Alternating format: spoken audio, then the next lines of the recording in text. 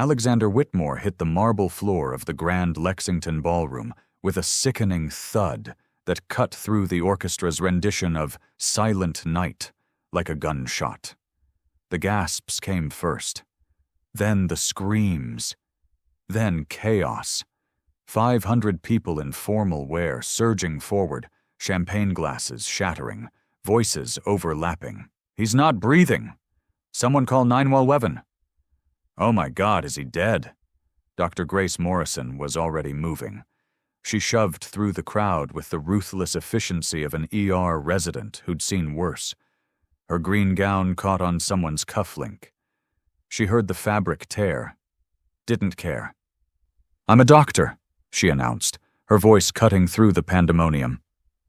"Everyone, step back. Now!" She dropped to her knees beside the man on the floor. 50s, expensive tuxedo, face ashen, lips tinged blue. No pulse, no breathing. Grace's hands moved on autopilot.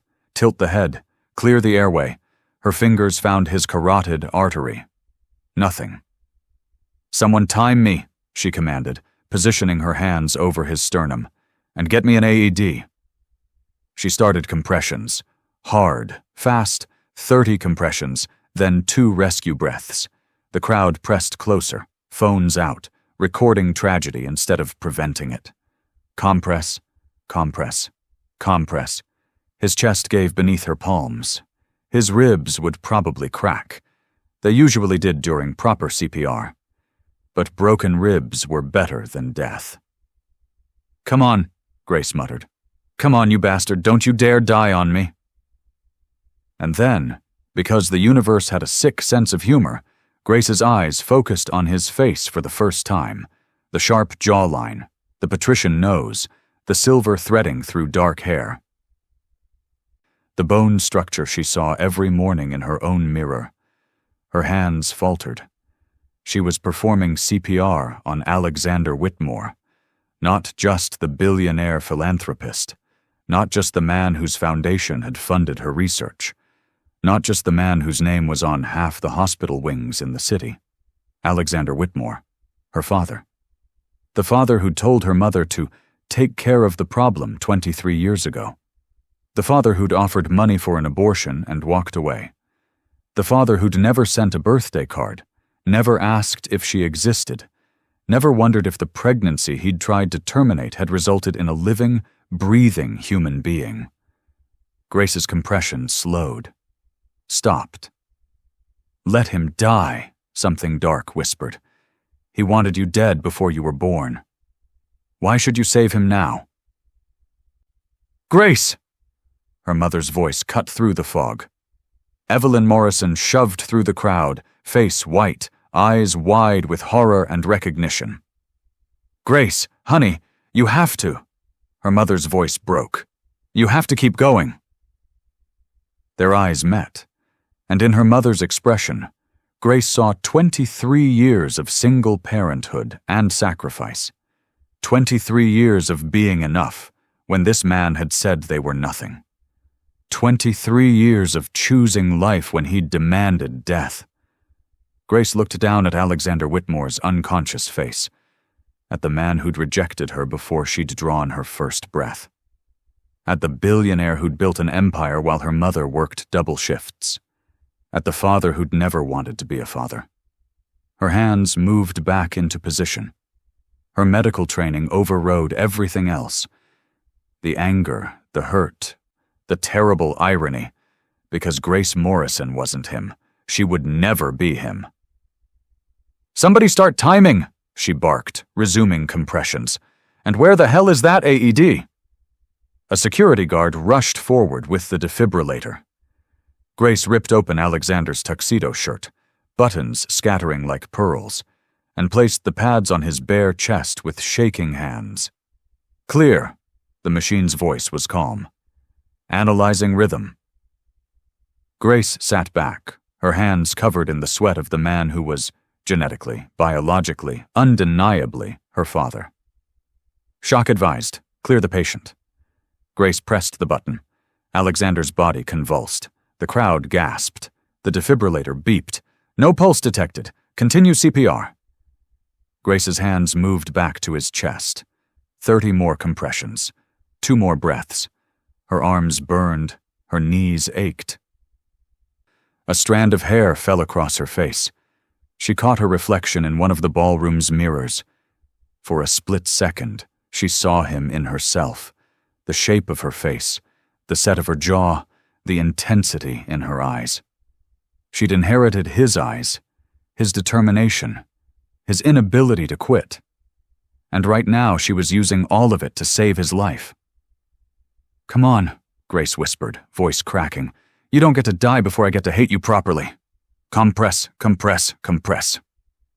"Grace," her mother said, voice thick with tears. "Baby, the paramedics are here." "I'm not stopping," Grace said through gritted teeth. "Not like this. Not before—" "Not before what? Not before he knew who she was?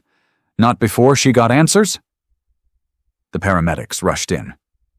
"We've got him, doctor. You can step back." But Grace couldn't move. Her hands were still on his chest, still trying to restart the heart that had been beating the night she was conceived. "Doctor," one paramedic said gently, touching her shoulder. "We need you to move." Grace finally stepped back. Her mother caught her, holding her up as the paramedics took over. As they intubated him, started an IV, and loaded him onto a stretcher. As they saved the life, Grace had kept beating just long enough. "Ma'am?" a paramedic approached. "You're the doctor who performed CPR?" Grace nodded numbly. "You saved his life. Another 30 seconds and the brain damage would have been irreversible." The paramedic smiled. "Good work, doctor." Grace watched the stretcher disappear through the ballroom doors, watched her father vanish into the snowy December night, saved by the daughter he'd never wanted. Around her, the whispers started. Who is she? She was incredible. Alexander Whitmore owes her his life. But none of them knew, none of them understood, that the doctor who'd saved the billionaire was his own daughter, that the hands that had kept his heart beating belonged to the child he'd tried to eliminate, that Grace Morrison had just given life to the man who'd once demanded her death. And as Grace stood there in her torn dress, hands shaking, her mother's arms holding her up, she felt the first crack in the carefully constructed wall she'd built around the father-shaped hole in her heart. Because saving someone's life changed things. Even when that someone was the man who'd never wanted you to have a life at all. If you had the power to save someone who deeply hurt you, would you? Or would you let karma take its course? Drop your thoughts below. The hospital waiting room smelled like antiseptic and burnt coffee, a combination Grace had long since stopped noticing. She sat in a plastic chair that was designed for maximum discomfort, still wearing her torn green gown, her hands scrubbed clean but still trembling with adrenaline aftershock. Evelyn Morrison sat beside her daughter, silent and solid, her presence the only anchor keeping Grace from floating away into the surreal nightmare this night had become. "You should go home, Mom," Grace said quietly. "There's no reason for both of us to be here." "I'm not leaving you." Evelyn's voice was firm. "Not tonight. Not ever." Grace felt tears prick her eyes, the first since the ballroom. She'd held it together through the ambulance ride she'd insisted on taking, through the handoff to the ER team, through the paperwork and the questions and the concerned looks from colleagues who thought she was just an unusually dedicated doctor following up on a save. They didn't know she was following up on her father. "I should have let the paramedics take over sooner," Grace whispered. "I should have stepped back the moment I realized who he was." "But you didn't." Evelyn took her daughter's hand. "You saved his life, Grace. That's what matters." "Is it?" Grace's voice cracked. "He tried to kill me before I was born, Mom. He paid you to abort me, and tonight I kept his heart beating. What does that make me? Saint or fool?" "It makes you a doctor," Evelyn said firmly. It makes you someone who took an oath to save lives, regardless of personal feelings. It makes you better than him." Grace wanted to believe that. Wanted to feel noble and righteous about her choice, but all she felt was hollow and confused and angry at herself for caring whether Alexander Whitmore lived or died. "Dr. Morrison?" Grace looked up to find Dr. Richard Chen, head of the ER, and her mentor, approaching with his usual measured calm. At 62, he was the best emergency physician Grace had ever worked with. Steady, brilliant, compassionate. He'd been the one to recommend her for the residency program, the one who'd believed in her when other attendings had dismissed her as too young, too intense, too female. "Richard," Grace stood, immediately switching into professional mode. "How is he?" "Stable. The cardiac team is with him now." Dr. Chen's eyes were kind but searching. "Grace, you saved Alexander Whitmore's life tonight. Your compressions kept him viable until the paramedics arrived. The preliminary assessment suggests he suffered a major cardiac event, likely a massive heart attack. Without your immediate intervention, he would have died." Grace nodded, accepting the information clinically, detached. "Prognosis?" "Too early to tell. They're running tests considering bypass surgery. He's unconscious but responsive to stimuli." Dr. Chen paused. "The Foundation Board has been calling. They want to thank you personally. The media is already running with the story. Hero doctor saves billionaire's life. Your name is everywhere." Grace's stomach turned. "I don't want recognition. I was just doing my job." "That's not how the world sees it." Dr. Chen studied her with the perceptive gaze that made him such a good diagnostician. "Grace, is there something you're not telling me? You seem more shaken than I'd expect from someone as experienced as you." "Yes," she wanted to say. "The man I saved is my father. The man I saved tried to make me not exist. The man I saved built his philanthropic empire on the foundation of abandoning his own child." "It's been a long night," Grace said instead. "I just need some air." Dr. Chen nodded, but Grace saw the doubt in his eyes. He knew she was lying. He just didn't know why. As he walked away, Evelyn stood and pulled Grace into a fierce hug. "Come on, let's get you out of here." But before they could leave, a woman in an expensive coat and perfectly coiffed blonde hair appeared, flanked by two men in dark suits who screamed, "Private security!" "Excuse me," the woman said, her voice cultured and cold. "Are you Dr. Grace Morrison?" Grace straightened, instinctively defensive. "I am. I'm Victoria Whitmore, Alexander's wife." The woman's smile didn't reach her eyes. "I understand you're the doctor who saved my husband's life." "Wife." The word hit Grace like a physical blow. Of course Alexander was married. Of course he'd built a proper family with someone acceptable, someone from his world. The man who'd rejected Grace before she was born had probably gone on to have legitimate children. Children he'd wanted, children he'd claimed, children who got to call him Dad.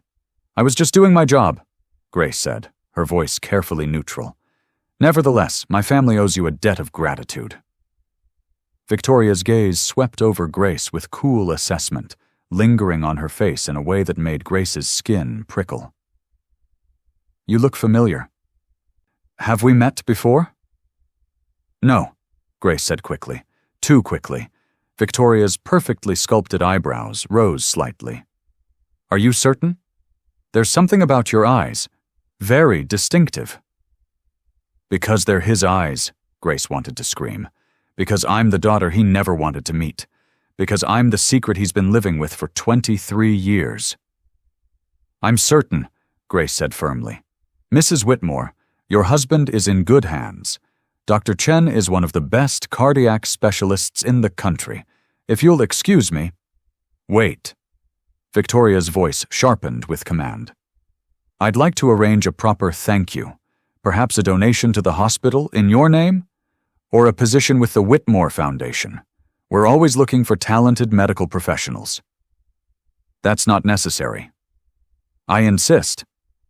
Victoria pulled out a business card, pressing it into Grace's hand. Call my assistant. We'll set something up. The Whitmore family takes care of those who take care of us. As Victoria swept away with her security detail, Grace stared at the embossed card in her hand. Victoria Whitmore, Executive Director, Whitmore Foundation. Let's go, Evelyn said urgently, pulling Grace toward the exit. Before anyone else. Dr. Morrison. Grace turned to find a nurse rushing toward her, tablet in hand. Dr. Morrison, Mr. Whitmore is asking for you. Grace's heart stopped. He's conscious? Just came to. He's disoriented, but he keeps asking for the doctor who saved him. He wants to thank you personally. No. No. Grace wasn't ready for this. Wasn't ready to stand at Alexander Whitmore's bedside and look into eyes that matched her own. Wasn't ready to be thanked by the man who'd never wanted her to exist. Grace, you don't have to, Evelyn whispered, but she did. Because walking away now would raise questions she couldn't answer. Because refusing would draw attention she couldn't afford. Because the professional thing to do was follow up with the patient whose life she'd saved, even if that patient was her father. Which room? Grace asked, her voice steadier than she felt. ICU room 4, but Dr. Morrison... The nurse hesitated. He's very weak. Try not to upset him. Grace almost laughed. Upset him? What could be more upsetting than discovering the daughter you'd tried to abort was the person who'd kept your heart beating? She walked toward the ICU, her mother beside her, her torn dress trailing behind her like a shroud. In 5 minutes, she would stand at Alexander Whitmore's bedside. In 5 minutes, she would look into the eyes of the father who'd abandoned her. In 5 minutes, everything would change. Again. ICU room 4 was dimly lit, the only sounds the steady beep of monitors and the soft hiss of oxygen. Alexander Whitmore lay propped up in the hospital bed, looking smaller than he'd ever appeared in glossy magazine profiles. His eyes were closed. Grace thought he'd fallen asleep, and relief flooded through her. You're here. His voice was rough, weakened by intubation. Grace froze, her mother's hand tight on her arm. Alexander's eyes opened, those impossible blue eyes Grace saw every time she looked in a mirror. You saved my life, Alexander said quietly. The nurses told me. 8 minutes of CPR. Without you, I'd be dead. I was just doing my job, Grace said, professionally distant. Any doctor would have done the same. But you're not any doctor. Alexander struggled to sit up, wincing. You're Dr. Grace Morrison, youngest resident to complete the emergency medicine program, published research on trauma protocols, brilliant career ahead of you. Grace's blood ran cold. He knew her name, had heard about her work. How much did he know? Mr. Whitmore, you need to rest, she said, stepping into clinical detachment. You've suffered a major cardiac event. The next 48 hours are critical. I want to thank you properly, Alexander continued.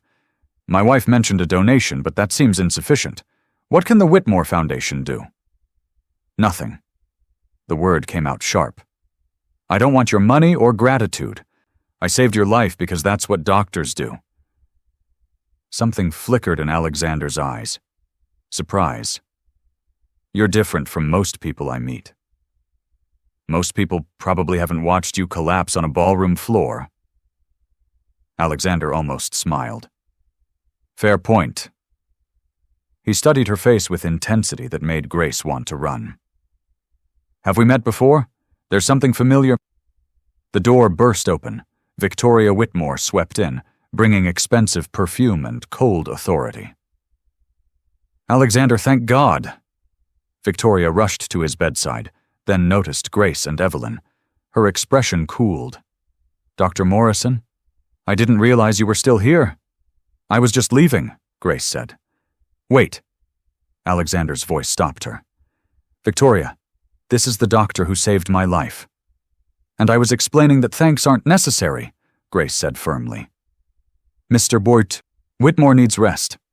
Mrs. Whitmore, if you have questions, Dr. Chen can—" "Actually," Victoria interrupted, eyes sharp and assessing, "I have a question. For you." She moved closer, gaze fixed on Grace's face. "How old are you?" The question caught Grace off guard. "What?" "Your age. You look quite young. Early 20s? 22, Grace said slowly, alarm bells ringing. "I graduated early." 22, Victoria repeated, her voice strange. She looked at Alexander, then back at Grace. "And your birthday?" "Victoria, what are these questions?" Alexander asked, confused. "September 18th, Grace said, heart pounding. She didn't know why she answered. Victoria's face went white. She turned to Alexander. "September 18th, 22 years ago. That's 9 months after your conference in Boston, December 1999. The tech summit where you said nothing happened." The room went silent except for the beeping monitors. Grace watched Alexander's face change as the math computed. Watched the color drain. Watched his eyes widen with dawning horror as he looked at Grace. Really looked. At her eyes. His eyes. At her bone structure. His bone structure. At the face that was a feminine echo of his own. "No," Alexander whispered. "That's not... It can't be." "The girl in Boston," Victoria said, voice shaking with rage. "The hotel attendant. You told me it was nothing. You told me you'd handled it. You told me there were no consequences." Grace's mother stepped forward, voice fierce. "There was a consequence. Her name is Grace, and she's standing right here." Alexander's face went gray.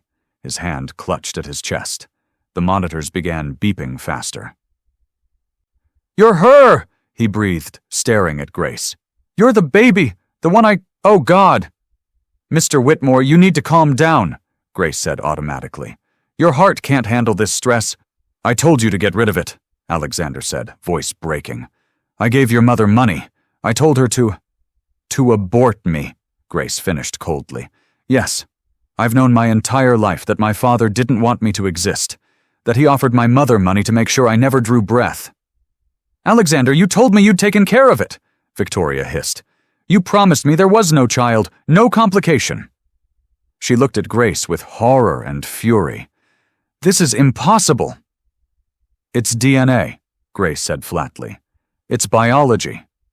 It's 22 years of my mother raising me alone while he built his philanthropic empire and pretended he'd never tried to kill his own child." The monitors were screaming. Alexander was gasping, face contorted with pain and shock and something that might have been guilt. "Get out," Victoria commanded, pointing at the door. "Both of you, get out before you kill him." "I already saved his life once tonight," Grace said, voice hollow. "I'm not going to be the one who ends it."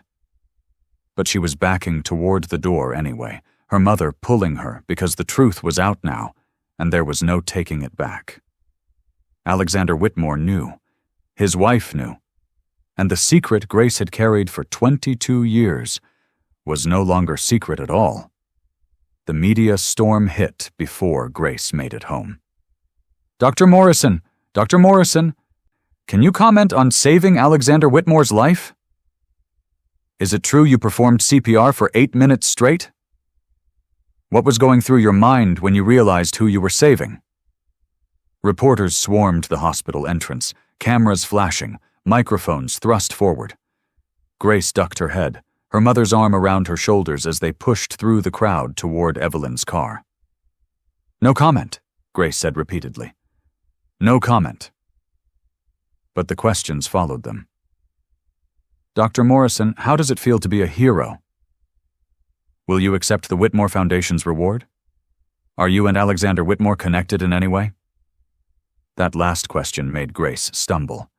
A reporter with sharp eyes noticed, leaning in closer. Dr. Morrison, there are rumors about your resemblance to Alexander Whitmore.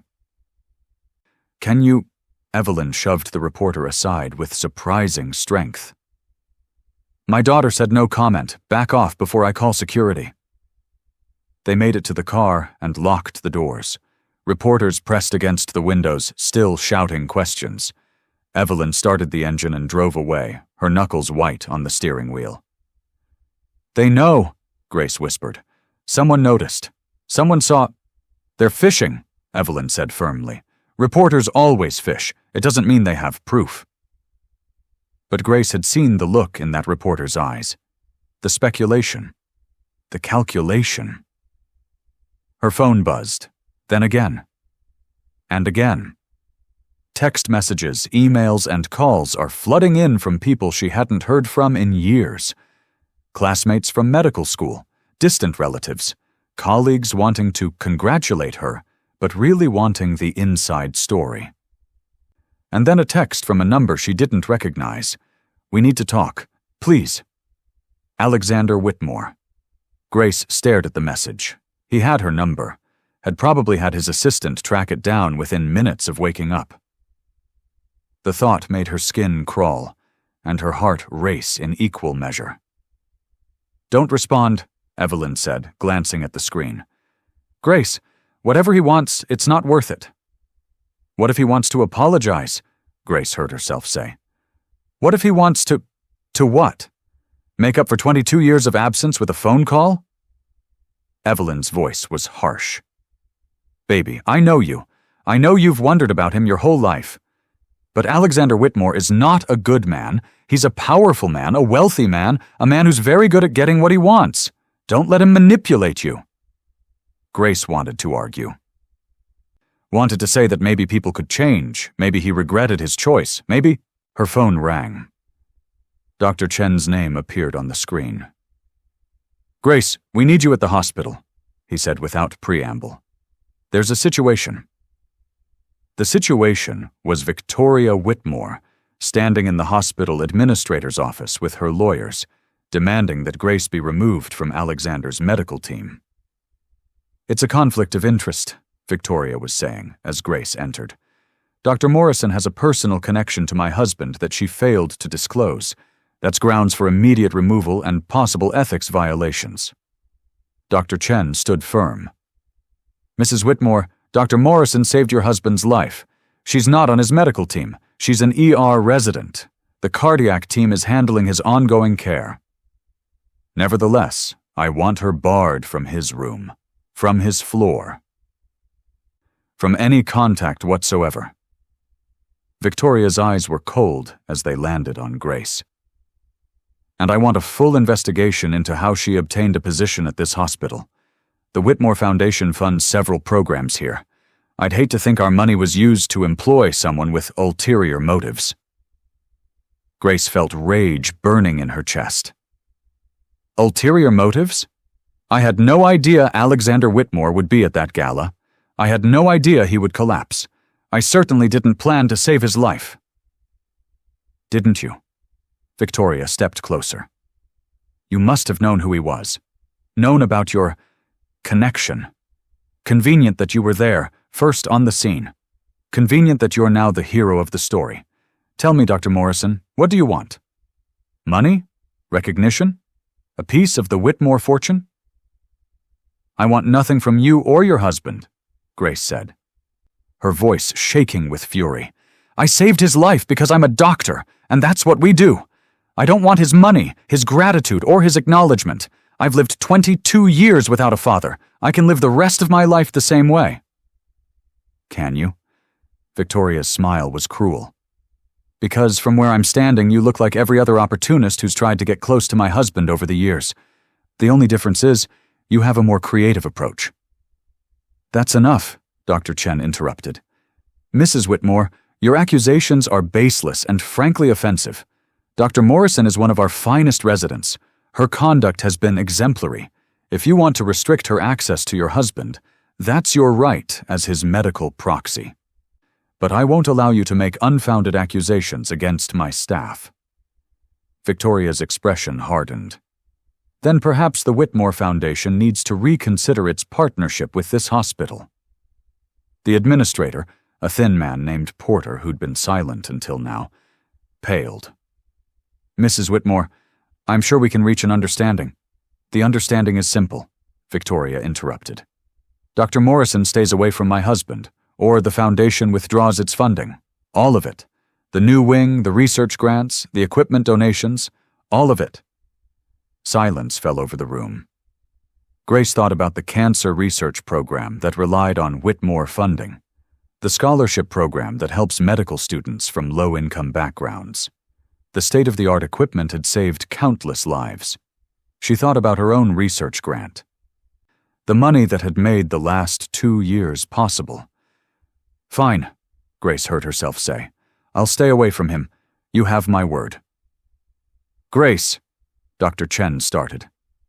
It's fine, Grace said firmly. Mrs. Whitmore is right.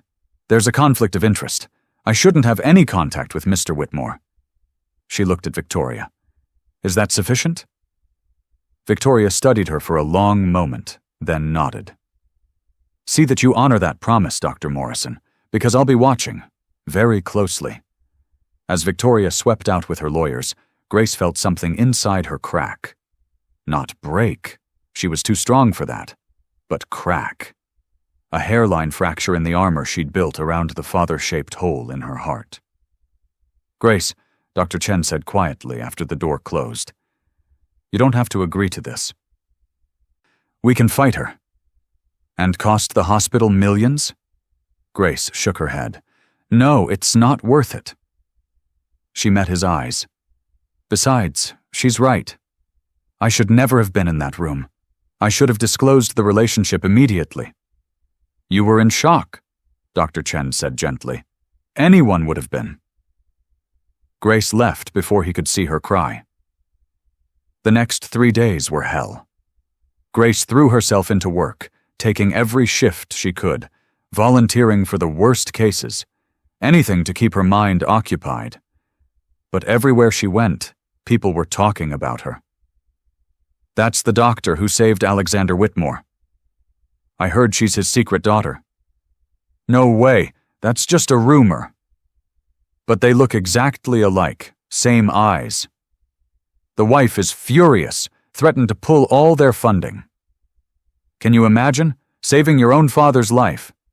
And he didn't even know you existed?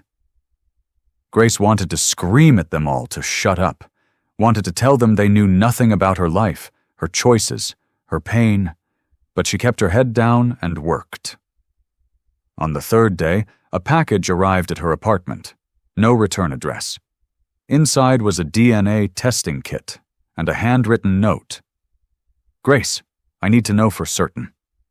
Please. I've spent 3 days replaying every memory of that night in Boston, trying to remember. But the truth is, I can't. I was drugged at that conference. I thought by business rivals, but now I wonder if it was something else. I need answers as much as you do. Please give me this. A.W. Grace stared at the note. The handwriting was shaky, uneven, written by someone recovering from a heart attack, probably against the doctor's orders. He'd been drugged. Just like he'd told her mother 23 years ago. Grace had always assumed it was a lie, an excuse. But what if it was true? Her phone rang. Unknown number. She almost didn't answer. Dr. Morrison? A woman's voice, professional and brisk. This is Jennifer Cole from the Whitmore Foundation. I'm calling to inform you that your research grant has been terminated, effective immediately. Grace's stomach dropped. What? On what grounds? Conflict of interest. The Foundation Board voted this morning. The woman's voice softened slightly. I'm sorry, Dr. Morrison. I argued against it, but Mrs. Whitmore was very persuasive. The call ended. Grace sat in her empty apartment, holding the DNA kit, and felt the full weight of what she'd lost by saving her father's life. Her research grant, gone. Her anonymity, gone. Her peace, gone. And for what? so Alexander Whitmore could have a few more years to ignore the daughter he'd never wanted? Her mother's words echoed, "Don't let him manipulate you." But Grace kept thinking about the note, about the trembling handwriting, about a man who'd woken up to discover the daughter he'd thought was terminated had saved his life. She thought about the DNA kit, about the final, undeniable proof. And she thought about Victoria Whitmore's threat. "I'll be watching. Very closely." Grace made a decision. She opened her laptop and typed an email to Alexander Whitmore's personal assistant. The address had been included with the DNA kit. "I'll take the DNA test, but I have conditions. No media, no foundation involvement, and when the results come back, when you know for certain that I'm your daughter, you leave me alone. Forever. I saved your life. That's all the connection we need." She hit send before she could change her mind. Then she opened the DNA kit and swabbed the inside of her cheek, sealing the sample in the provided container. In 72 hours, Alexander Whitmore would have his proof, and Grace would have her answer to the question she'd been asking her whole life. Would knowing the truth finally set her free, or would it trap her in a relationship she'd never wanted? The DNA results arrived on a gray Monday morning, exactly 72 hours after Grace had sent her sample. She was in the middle of treating a car accident victim when her phone buzzed with an email from the testing facility. Grace's hands remained steady as she sutured a laceration, but her heart hammered against her ribs. "Results ready. Log in to view." "Dr. Bruy? Morrison?" The patient, a teenager with more piercings than sense, looked at her with worried eyes. "You okay? You look pale." "I'm fine," Grace lied, finishing the last stitch with practiced precision. "You're all set. Keep it clean. Come back in 10 days to remove the sutures." She stripped off her gloves, washed her hands, and locked herself in the staff bathroom. Her fingers shook as she pulled up the results on her phone. Probability of paternity: 99.217%. Conclusion: Alexander James Whitmore is the biological father of Grace Elizabeth Morrison. Grace stared at the words until they blurred. She'd known, of course, had known from the moment she'd seen his face up close, seen her own features reflected at her. But knowing and having scientific proof were two different things. This made it real. Undeniable. Permanent. A knock on the bathroom door made her jump. "Grace, you in there?" Her mother's voice, worried. "The front desk said you had a personal call. They're holding it at the nurse's station." Grace splashed cold water on her face and emerged. The nurse handed her the phone with an apologetic look. "Dr. Morrison." Alexander Whitmore's voice was stronger than it had been in the ICU, but still rough. "I got the results." "So did I." Silence stretched between them, heavy with 22 years of absence and 3 days of undeniable truth. "I need to see you," Alexander said finally. "Please, I know Victoria said, I know you agreed to stay away. But Grace, we need to talk. There are things you don't know. Things your mother probably never told you." "My mother told me everything I needed to know," Grace said coldly. "You wanted me dead." "She chose life. End of story." "It's not that simple." "It is that simple. DNA doesn't change anything, Mr. Whitmore. You're still the man who tried to pay for my abortion. I'm still the daughter who lived anyway.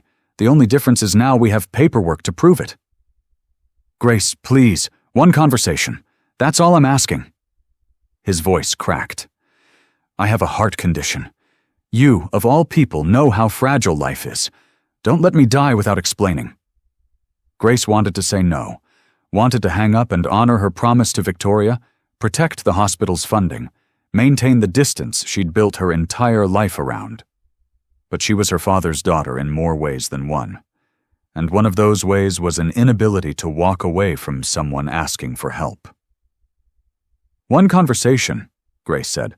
"Not at the hospital, not at your home." somewhere neutral. The Foundation offices. Tonight at 8 p.m., I'll make sure we're alone. Grace agreed before she could talk herself out of it. The Whitmore Foundation occupied the top 3 floors of a glass tower downtown. Grace arrived at exactly 8 p.m., wearing jeans and a sweater, refusing to dress up for the man who'd never dressed up for her school plays or graduations. Alexander's assistant, a kind-faced woman named Margaret, met her in the lobby and escorted her up in a private elevator. "He's in the conference room," Margaret said gently. "And Dr. Morrison, thank you for coming. He's been impossible since the results came in." The conference room had floor-to-ceiling windows overlooking the city. Alexander stood at the glass, his back to the door, one hand pressed against the window as if holding himself up. He looked older than he had at the Gala, thinner, more fragile. The heart attack had taken its toll. "You came," he said without turning around. "I said I would." Grace stayed near the door, arms crossed defensively. "You have 30 minutes." Alexander turned, and Grace saw her own eyes looking back at her, red-rimmed, exhausted, haunted. "I was drugged that night in Boston. I know you probably don't believe me, but it's true. I've had my lawyers investigate. Someone at that conference slipped Rohypnol into my drink. Why would anyone? Because I was about to close a deal that would have made me a billionaire. Because I had enemies who wanted to see me fail." Alexander moved to the conference table, pulling out a file folder. "These are the police reports from that night, toxicology results. Security footage showing me stumbling through the hotel hallway." Grace took the folder, scanning the documents. They looked legitimate, detailed reports confirming high levels of Rohypnol in his system. "The hotel attendant who helped me, your mother, she was interviewed by police," Alexander continued. "She confirmed I was unconscious, that she'd called for medical help, that she'd stayed with me to make sure I was breathing." "So?" Grace looked up from the reports. "That doesn't change what happened after." "What happened after is that I woke up with no memory of the night. None. Everything from 10 p.m. to noon the next day was just gone." Alexander's voice was thick with emotion. "But I knew something had happened. I felt it. And 3 weeks later your mother contacted me, said she was pregnant. That the baby was mine." Grace's hands tightened on the folder. "And you told her to get rid of it?" "No." Alexander's voice was sharp. "I asked her if we'd been together that night, because I didn't remember, and when she said yes, I panicked. I was engaged to Victoria. I was about to launch my company. I was terrified of a scandal." "So you paid her off?" "I offered her money to help with the situation." Alexander ran a hand through his hair. "God, I can't even say it now. Can't even use the euphemism I used then. But Grace, I need you to understand. I thought I'd made a conscious choice that night. I thought I'd cheated on my fiancé, gotten a woman pregnant, and needed to fix it. I didn't know I'd been drugged, didn't know I couldn't have consented to anything." Grace stared at him, her world view tilting. "Are you saying my mother—" "No," Alexander said quickly. "God, no, your mother is a good woman. She helped me that night. Probably saved my life even then. But Grace—" He paused, seeming to struggle with the words. "I don't think we were together that night. Not the way she believes. I think something else happened." The room went silent. "What are you saying?" Grace asked slowly. Alexander pulled out another document, a medical report. "After the DNA results came in, I had my doctors review everything from that night, the timing, the drug levels, and they found something." He pushed the report toward her. "At the dosage of Rohypnol in my system, I would have been physically incapable of what would have been necessary for conception." Grace read the report, her medical training parsing the clinical language. Her stomach dropped. "There's evidence that the syringe used for the drug also contained something else," Alexander continued. Something the original toxicology didn't test for because they weren't looking for it. He met her eyes. Grace, I think someone artificially inseminated your mother, without her knowledge, using my genetic material. I think this entire thing was orchestrated. That's insane, Grace whispered, but her mind was already racing. The implications, the violation, the conspiracy. I've had investigators looking into everyone at that conference, Alexander said, and I found something. My business rival at the time, Marcus Chen, had connections to a fertility clinic, a clinic that was later shut down for ethical violations, including unauthorized use of genetic material. Grace's head spun. You're saying someone drugged you, stole your sperm, and artificially inseminated my mother to create a scandal? To create me? I'm saying I don't think either of us consented to what happened that night. I'm saying we were both victims. Alexander's voice broke. And I'm saying I spent 22 years believing I'd made a terrible choice, when the truth is, someone made that choice for us. Grace couldn't breathe. The room felt too small, too hot. Her entire understanding of her existence was crumbling. Why are you telling me this? She demanded. What difference does it make how I was conceived? Because you deserve the truth. Because your mother deserves the truth. Alexander moved closer. And because whoever did this to us is still out there, still connected to the Whitmore Foundation, still in a position of power. Who? Grace whispered. Alexander's expression turned grim. I think it was Victoria. When everything you believed about your past turns out to be a lie, do you search for the truth or protect yourself from it? Share your thoughts in the comments. Grace stared at Alexander, her mind reeling. Victoria, your wife orchestrated my conception? That's insane. Is it? Alexander pulled out more documents. Victoria and I were engaged in December 1999. She came from old money, but her family was bankrupt. She needed my wealth. I was about to close the biggest deal of my life, and Marcus Chen, my rival, was her first cousin. Grace's blood ran cold. Her cousin? They were close, very close. And 3 months after you were born, Victoria convinced me to bring Marcus into the company as a partner. Said it would be good for business, good for family relations. Alexander's jaw tightened. Within 5 years, Marcus had embezzled $12 million from the Whitmore Foundation. By the time I discovered it, he'd disappeared to the Cayman Islands, untouchable. And Victoria? Claimed she knew nothing, that Marcus had fooled her too. Alexander met Grace's eyes. But I've been married to her for 22 years. I know when she's lying. And Grace, she's been obsessed with you since the gala, obsessed with keeping you away from me. Why would she care so much about a stranger unless she knew the truth? Grace's phone buzzed. A text from her mother. Where are you? We need to talk. Now. I have to go, Grace said, backing toward the door. This is too much. I need to think. Wait.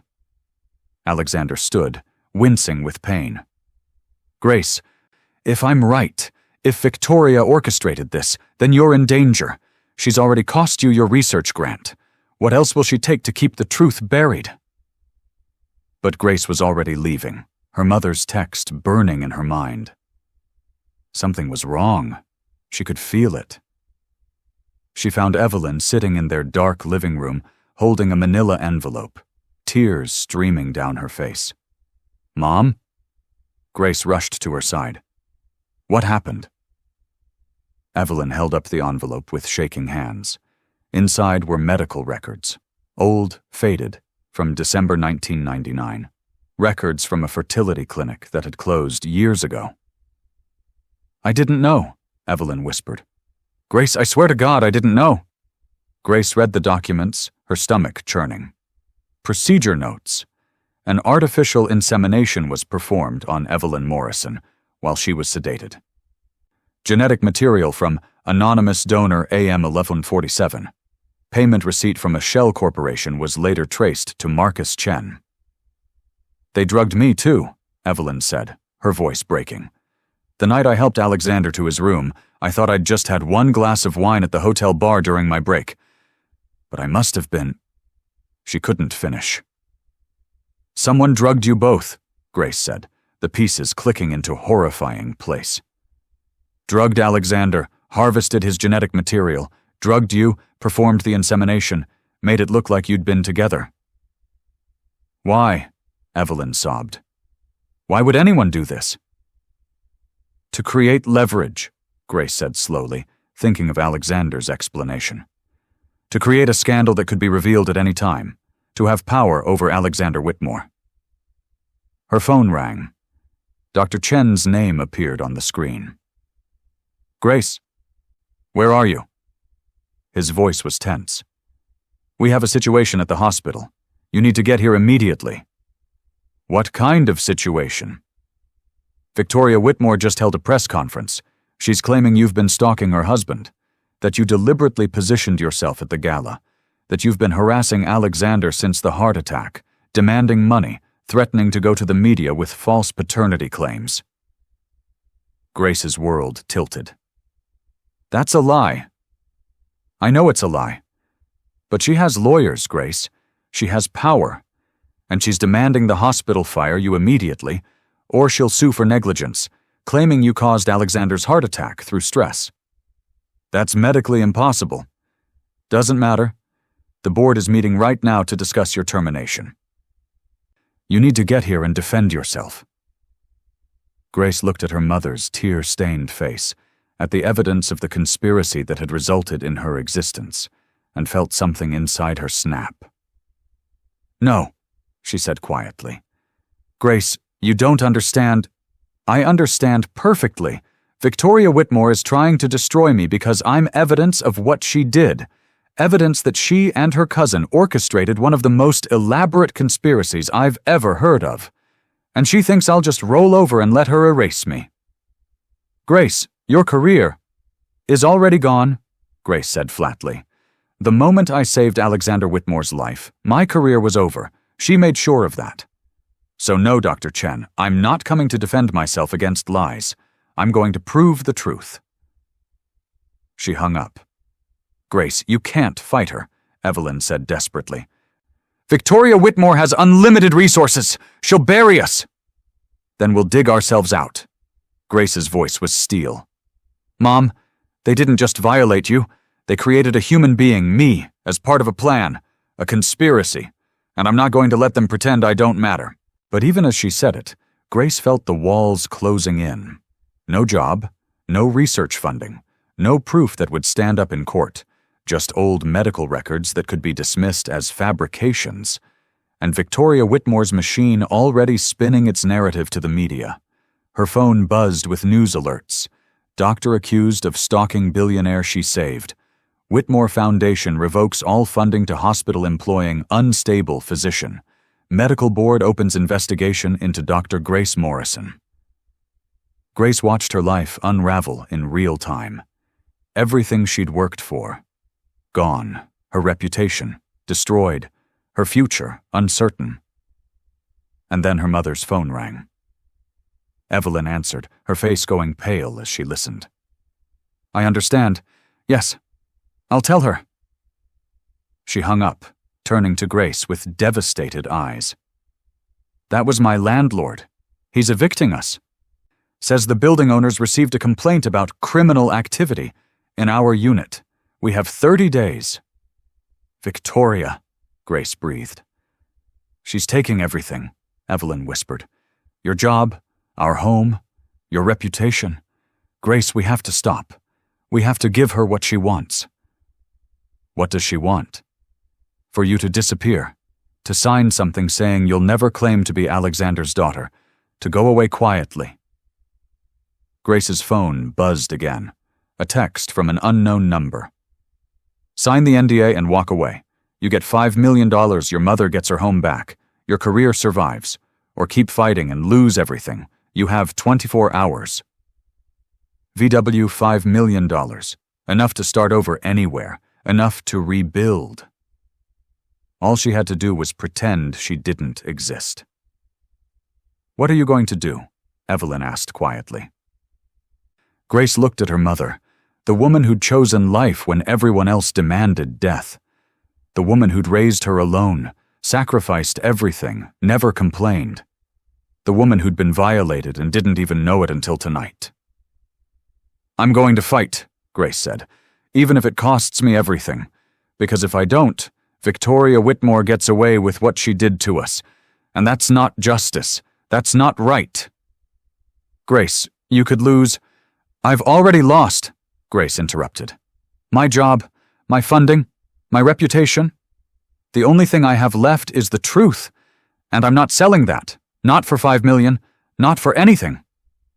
But that night, alone in her room, Grace allowed herself to break. To cry for the career she'd worked so hard for, to mourn the life she'd imagined, to feel the full weight of being unwanted, not just by her father, but by the conspiracy that had created her. She was evidence, a problem, a loose end that needed to be tied up or cut off. And Victoria Whitmore had made it clear which option she preferred. Grace didn't sleep that night. Instead, she sat at her laptop, researching, digging, following every thread of the conspiracy that had resulted in her existence.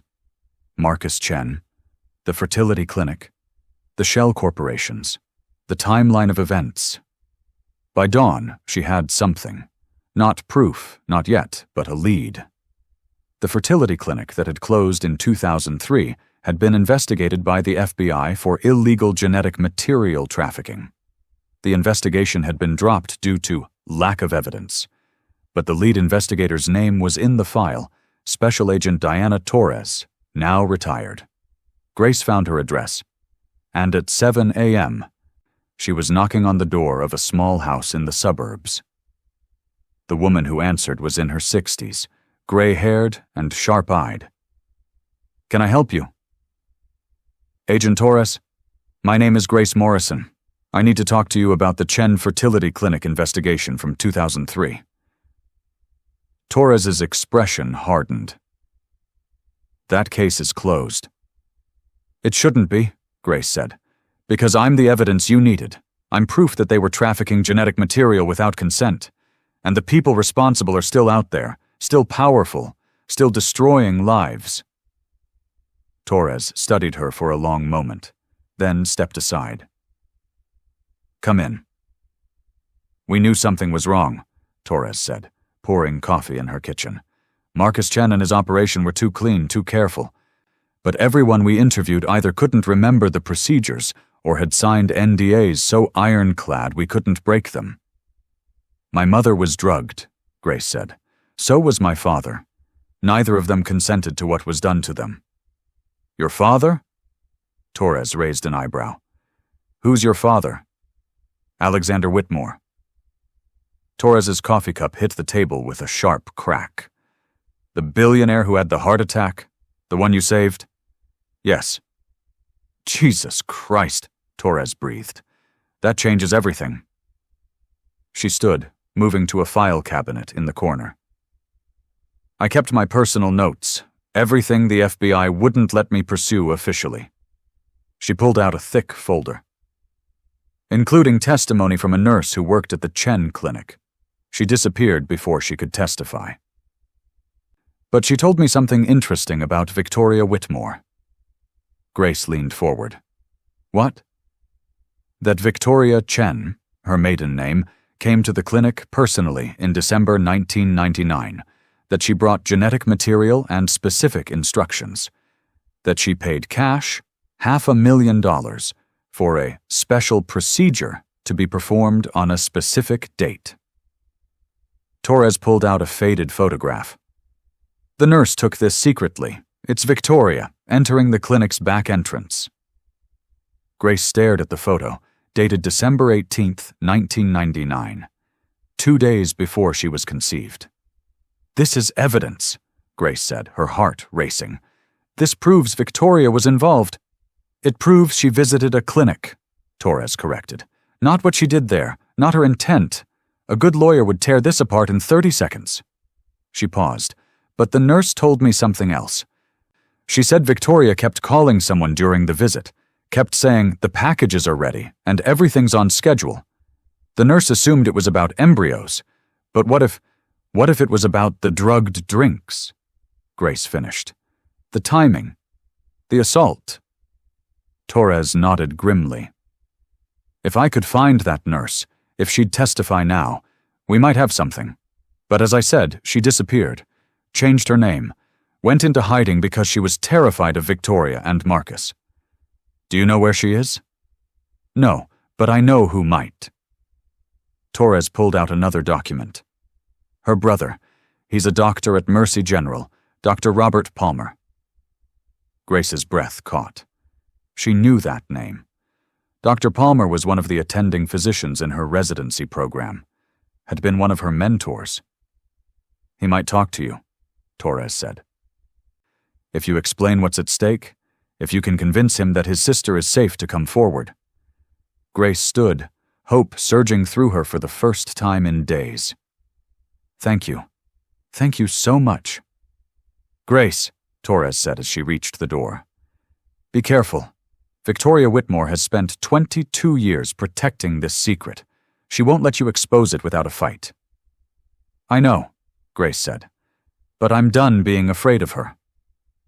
Dr. Palmer agreed to meet Grace in the hospital chapel. Neutral ground, quiet, private.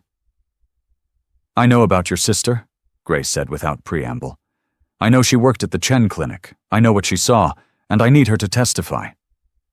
Dr. Palmer's face went pale. My sister has been in witness protection for 20 years. If Victoria Whitmore finds out where she is— Victoria Whitmore already knows I exist, Grace interrupted. She's trying to destroy me because I'm evidence of what she did. But I can't fight her without proof, without your sister's testimony. Why should my sister risk everything for you? Because I'm not the only victim, Grace said quietly. My mother was drugged and violated. My father was drugged and used. And God knows how many other people Victoria and Marcus hurt at that clinic. Your sister is the only one who can stop them from doing it again. Dr. Palmer was silent for a long moment. My sister swore she'd never testify, that the fear wasn't worth it. I understand fear, Grace said. I've been afraid my whole life, afraid of not being wanted, afraid of not being enough, afraid of the truth about my father. She met his eyes. But I saved Alexander Whitmore's life 3 days ago, and I realized something. I'm not afraid of him anymore. I'm not afraid of the truth, and I'm not afraid of Victoria Whitmore's threats. What changed? I did, Grace said simply. I stopped being a victim and became a fighter. Your sister can do the same. We can do it together. Dr. Palmer pulled out his phone, stared at it for a long moment, then made a call. Sarah? It's Rob. I know, but listen. There's someone here who needs your help. Someone who's fighting the same battle you ran from 20 years ago. He paused. Her name is Grace Morrison, and she's not backing down. He handed Grace the phone. Hello? A woman's voice, cautious, scared. Sarah, Grace said. My name is Grace Morrison. I'm the result of what Victoria Whitmore and Marcus Chen did at your clinic. And I need your help to make sure they never hurt anyone else again. Silence. Then, tell me what you need. Grace smiled. For the first time in days, she smiled. Because she wasn't alone anymore. And Victoria Whitmore was about to learn what happened when you tried to erase someone who refused to be erased. The press conference was scheduled for noon at the Grand Lexington Hotel, the same ballroom where Grace had saved Alexander's life 2 weeks ago. Grace stood backstage with her mother, Agent Torres, Sarah Palmer, and Alexander, who'd checked himself out of the hospital against medical advice. You shouldn't be here, Grace said, noting his pallor. Your heart— I'm not letting you face her alone, Alexander interrupted. Not again. The room was packed, every major news outlet, the hospital board, the medical ethics committee. And Victoria Whitmore in the front row with her lawyers, coldly confident. She thought Grace would back down. She was wrong. Grace walked to the podium. The camera flashes were blinding. "My name is Dr. Grace Morrison," she began, voice steady.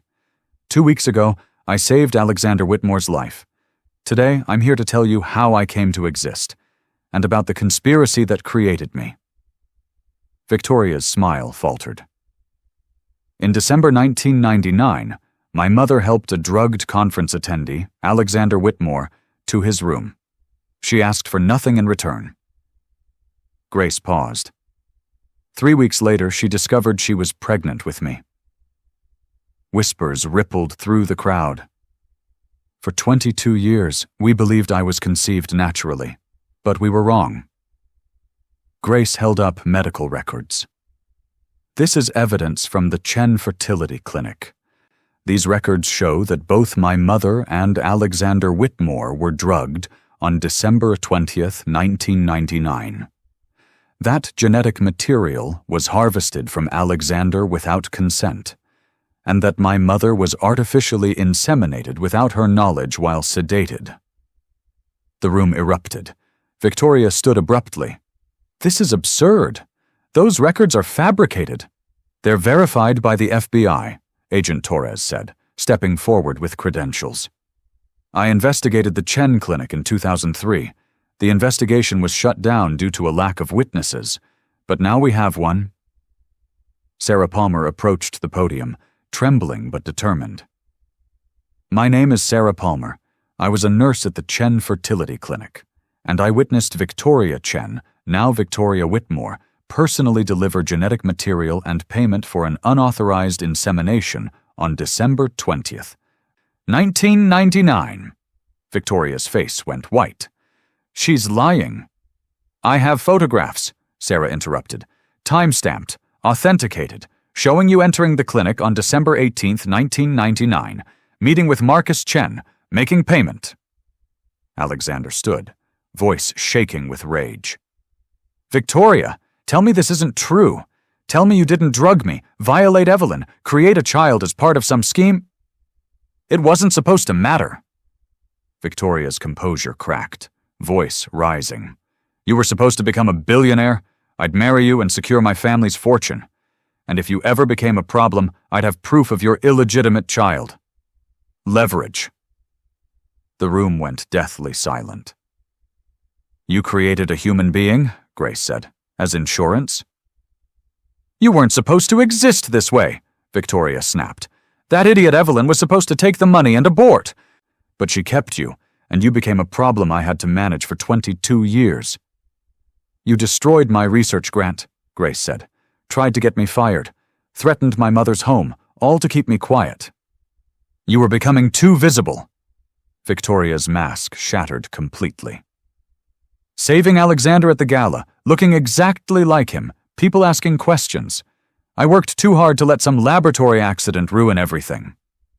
"Laboratory accident?" Evelyn's voice was deadly quiet. "You violated me. You drugged me. You used my body without consent. And you call my daughter an accident?" Victoria's lawyers pulled her toward the exit, but she shook them off. "You were nothing.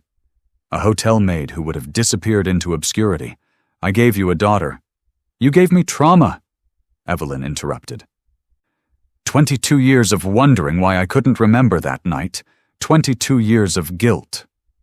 Her voice broke. "You stole my right to consent, to know the truth about my own body. And you created me as a weapon," Grace added.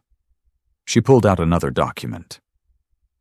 Agent Torres found wire transfers from the Whitmore Foundation to a Cayman Islands account.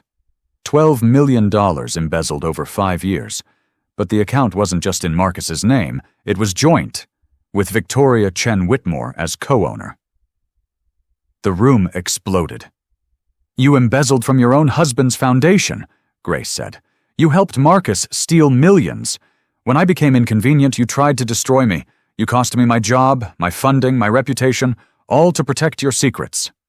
"Prove it," Victoria hissed, even as her lawyers tried to drag her away. "Prove any of it. I don't have to," Grace said calmly. Because you just confessed, on camera, to a room full of witnesses. She gestured to the recording devices. Everything you said is documented, authenticated, admissible. Victoria's face went gray. She looked at the cameras, at the reporters typing frantically, at her lawyers shaking their heads in defeat. The FBI will be reopening the Chen Clinic investigation, Agent Torres said. With this evidence, we're pursuing federal charges for conspiracy, fraud, embezzlement, and illegal genetic material trafficking. Mrs. Whitmore, you're looking at significant prison time. Police officers appeared at the doors. Victoria Whitmore was escorted from the ballroom in handcuffs. Grace watched her go, feeling something she'd never felt before. Free. Alexander approached slowly, eyes red. Grace, I'm so sorry. If I'd investigated 22 years ago instead of throwing money at the problem— You were drugged, Grace said quietly. You were violated, too. But you grew up without a father, thinking I'd rejected you, when the truth is I never got the chance to want you, to know you. His voice cracked. We have now, if you want it, no expectations, just seeing what happens. Grace looked at this man who was genetically her father, but a stranger in every other way. I'd like that. Evelyn moved beside her daughter, arm around Grace's waist. We're a package deal. Grace and I have been a team for 22 years. I wouldn't want it to change, Alexander said. Evelyn, I owe you an apology that's 22 years overdue. Fresh start? Evelyn extended her hand. Alexander took it, then pulled both women into an emotional hug. Fresh start, Dr. Chen approached. Grace, the hospital board wants to reinstate you immediately. Full position, full benefits, formal apology. And my research grant? The foundation board is restoring your funding, with interest. Dr. Chen smiled. Every hospital in the country is going to want you on staff. Grace looked at her mother, at Alexander, at the reporters still documenting everything. 2 weeks ago, she'd been a nobody resident. Now she was the center of the biggest medical ethics scandal in decades. I just want to practice medicine, Grace said. Help people, save lives. Then that's what you'll do, Dr. Chen said. Starting Monday. Grace smiled. I want— As the press conference ended, Grace stood in the ballroom where this had all begun. Where she'd saved her father's life without knowing who he was. She thought about the woman she'd been 2 weeks ago, afraid, uncertain, carrying the weight of being unwanted, and the woman she was now, strong, vindicated, finally free. Being created as part of a conspiracy didn't define her. What defined her was the choice she'd made to save a life, tell the truth, and fight for justice. Grace Morrison was no one's weapon. She was her own person. And that was enough. 6 months later, Grace stood in the newly renovated emergency department of St. Catherine's Hospital, watching the sun rise through floor-to-ceiling windows that hadn't existed before the Whitmore Foundation's latest donation. The plaque on the wall read, "The Evelyn Morrison Emergency Medicine Wing, in honor of a woman who chose life, dignity, and truth." Grace's mother had cried when she saw it, had insisted it was too much, that she didn't deserve such recognition.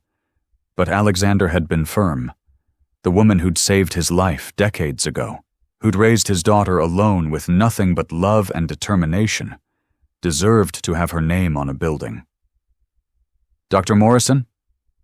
A young resident approached nervously. We have a cardiac arrest incoming. ETA 3 minutes. Grace smiled, grabbing her stethoscope. Let's go. She'd been promoted to attending physician 2 months ago, the youngest in the hospital's history. Her research on trauma protocols had been published in 3 major medical journals, and the hospital's board had formally apologized for their treatment of her, offering her a permanent position with full benefits and a salary that made Evelyn weep with relief. But the best part wasn't the accolades or the money. It was the work, saving lives, making a difference, being exactly who she'd always wanted to be. The cardiac arrest was a success. They stabilized the patient within minutes, Grace's team working with the precision of a well-oiled machine. As she stripped off her gloves and washed her hands, Grace caught her reflection in the mirror. She looked like her father. She always would. But now, when she saw Alexander's eyes staring back at her, she didn't feel the old ache of abandonment. She felt connected, part of something larger than herself. Her phone buzzed, a text from Alexander. "Dinner tonight? Your mother's bringing her famous lasagna? I'm attempting garlic bread. It will be a disaster, but I'm trying." Grace smiled and typed back, "I'll bring the wine." And low expectations for the bread. The relationship with Alexander had been awkward at first. Neither of them knew how to be father and daughter when they'd missed 22 years. But slowly, carefully, they'd built something real. Sunday dinners, coffee on Thursday mornings before her shift, long conversations about medicine, ethics, and the complicated nature of family. He'd never replace the father she'd imagined. But he was becoming the father she actually had. And that was enough. That evening, Grace arrived at Alexander's penthouse to find her mother already there, laughing at something Alexander had said while she stirred sauce on the stove. The sight made Grace's chest tight with emotion. "The prodigal daughter returns," Evelyn teased, pulling Grace into a hug. "How was your day?" "Saved 2 lives, mentored 3 residents, and only cried once during a particularly emotional case," Grace said. "So, pretty good." Alexander emerged from the kitchen holding what could generously be called garlic bread, and more accurately described as charcoal with butter. "I told you I'd be terrible at this." "It's the thought that counts," Grace said diplomatically. They ate dinner together. The lasagna was perfect, the bread was inedible but hilarious, and the conversation flowed easily. Evelyn told stories about her new job as a patient advocate at the hospital. Alexander talked about the Foundation's new initiatives, including a program to support victims of medical malpractice and genetic material theft. Victoria's trial had been swift and damning. She was serving 15 years in federal prison for conspiracy, fraud, embezzlement, and violations of medical ethics laws. Marcus Chen had been extradited from the Cayman Islands and was facing his own charges. Justice had been served. But more importantly, the truth had been told. "I have something for you," Alexander said as they cleared the dishes. He pulled out a small wrapped box. "Early birthday present." Grace's birthday was still 2 weeks away, but she unwrapped the gift carefully. Inside was a watch, simple, elegant, with an inscription on the back. "To Grace, my daughter, my hero, my greatest joy. Love always, Dad." Grace's eyes filled with tears. Dad was still new, still strange on her tongue, but it was getting easier. "I know I missed 22 birthdays," Alexander said quietly, "and I can't get those back, but I'm here for all the ones that come after, if you'll have me." "I'll have you," Grace whispered, hugging him tight. Evelyn joined the embrace, the 3 of them standing in Alexander's kitchen, finally feeling like a family. Later, as Grace drove home through the city, she thought about everything that had changed in 6 months. She had a career she loved, a mother who was thriving, a father who was learning how to be present, a medical community that respected her, a future that was bright and full of possibility. But most importantly, she had something she'd never had before, peace with her own existence. Grace Morrison hadn't been conceived in love, hadn't been planned or wanted, had been created as part of a conspiracy, a scheme, a violation. But she'd become someone anyway. Someone who saved lives, someone who fought for the truth, someone who refused to be erased or silenced or diminished. Her beginning didn't define her ending. Her creation didn't determine her purpose. She was more than the circumstances of her conception, more than her father's rejected daughter, more than evidence of a crime. She was Dr. Grace Morrison, emergency medicine attending, published researcher, daughter, fighter, survivor, healer, and she was enough, exactly as she was. Grace pulled into her apartment complex and found a package waiting at her door. Inside was a journal, leather-bound, beautiful, with a note from Alexander. "Grace, your mother told me you used to keep journals as a child, writing down your thoughts, your dreams, your questions about who you were and where you came from. I hope this journal will be different. I hope it will be filled with certainty instead of questions, with joy instead of pain, with the story of who you're becoming, not who you were told you couldn't be. Write your own story, Grace. You've earned that right. Love. Dad." Grace sat on her couch, opened the journal to the first blank page, and began to write. "My name is Grace Elizabeth Morrison. I am 22 years old. I am a doctor. I am a daughter to the mother who raised the father who's learning to know me. I was conceived without consent, created without love, and told I was a mistake. But I'm not a mistake. I'm a miracle, not because of how I began, but because of who I've become despite it. This is my story, and I'm just getting started." She closed the journal, smiling through tears, and looked out her window at the city lights. Somewhere out there, people were struggling, fighting their own battles, questioning their own worth, wondering if their beginnings defined their endings. And Grace hoped, with everything in her, that they'd find the same truth she'd found, that you are more than your worst moment, more than your trauma, more than what was done to you without your consent. You are who you choose to become. And that choice is always, always yours. Grace Morrison had chosen to save a life, had chosen to tell the truth, had chosen to fight, had chosen to forgive, had chosen to heal, and in choosing those things, she'd saved herself.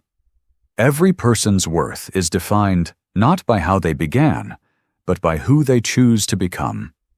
If this story of resilience, truth, and found family touched your heart, subscribe and share it with someone who needs to know that their beginning doesn't define their ending. What part of Grace's journey resonated most with you? Leave a comment below. We'd love to hear your story, too.